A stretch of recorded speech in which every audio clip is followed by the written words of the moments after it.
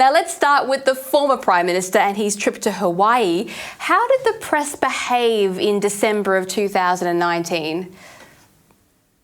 Well, it was extraordinary, of course. The Prime Minister had taken his family holiday, as he should do, and all Prime Ministers should do. We want them with their families and having breaks and good mental health, and perhaps they'll buy a carton of milk and a loaf of bread while they're away and some meat for the barbie and get in touch with the real prices of things that are happening. So we want our leaders to be in good health, and holidays are part of that.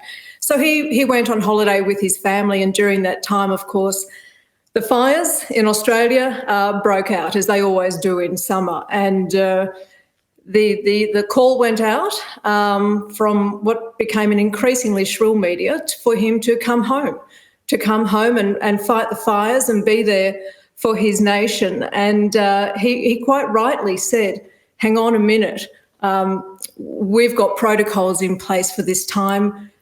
We've got a deputy there who can do everything you need, everything I can do, he can do. And I can't, as he told 2GB Radio sometime later, I don't hold a hose. I don't sit in the control room.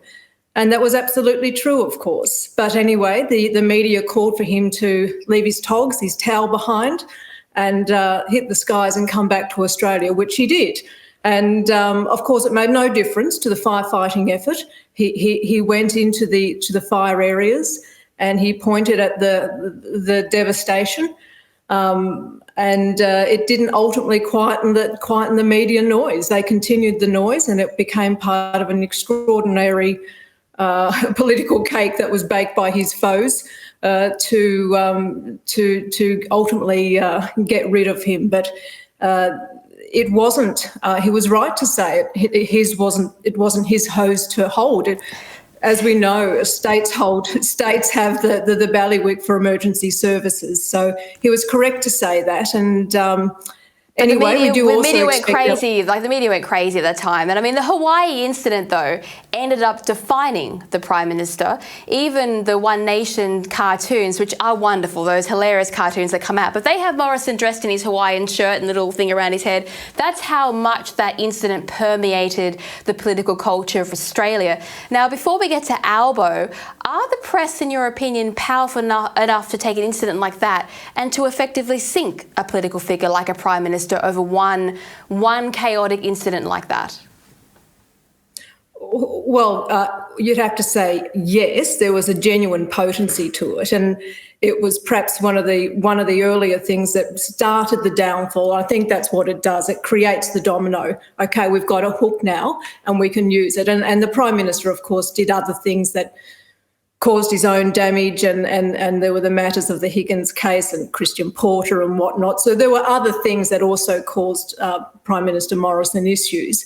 But this one was definitely used very potently to present a Prime Minister who didn't care, wasn't where he needed to be when he needed to be. So the media, of course, has a huge sway in these things. We wouldn't have a huge Canberra press gallery, wouldn't have social media going mad unless. So to say that the media doesn't play a role, of course it does. It's really central.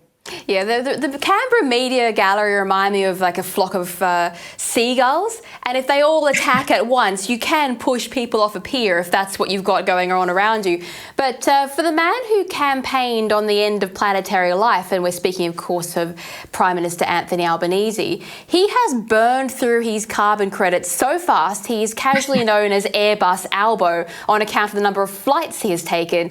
Now, as Prime Minister, he seems to spend more time shaking hands in foreign countries than dealing with domestic issues. Now, Australia has a new type of fire burning, one of racial tension, and the Prime Minister is nowhere to be seen. Do you think maybe a little bit of that press tension should be on the Prime Minister right now to bring him back into the country, maybe? I couldn't help but notice the parallels in what was happening. Prime Minister Morrison on an island in the Pacific, and there are bushfires back home.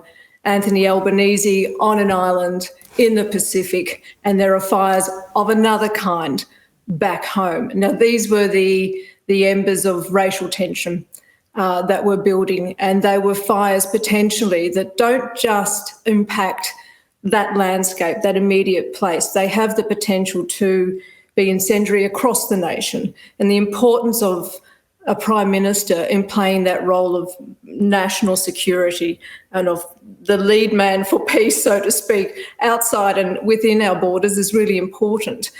I couldn't believe that the media was so quiet in that one instance a Prime Minister is asked to come home for fires he is not in control for. And there is another Prime Minister on an island who is not being asked to come home to attend to fires for which, figurative fires for which he is in complete control for. And I think there was good reason why the media could have and should have made noise, or at least more noise, in alerting the Prime Minister that his extraordinary duty, I believe, was to be at home and to cool those tensions.